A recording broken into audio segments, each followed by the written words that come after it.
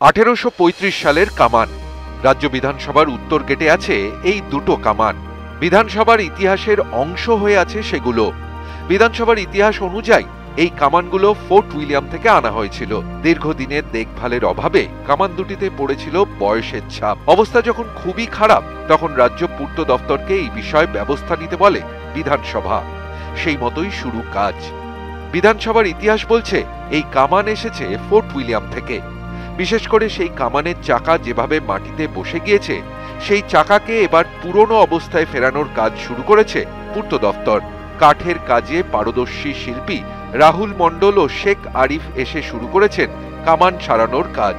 এটা 120 মিটার, চাকাটা তো নষ্ট হয়ে গেছে, তাই রিপেয়ারিং করা হচ্ছে। সময়ের সঙ্গে সঙ্গে এই কামানগুলোর অবস্থা খারাপ হয়ে পড়েছিল।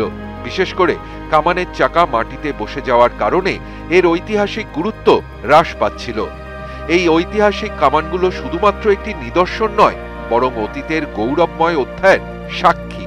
সংরক্ষণের মাধ্যমে সেই ইতিহাসকে বাঁচিয়ে রাখার উদ্যোগ। আগামী দিনে আবার নতুনভাবে মানুষের কাছে এই দুই কামানের ঐতিহাসিক গুরুত্ব ফিরে পাবে।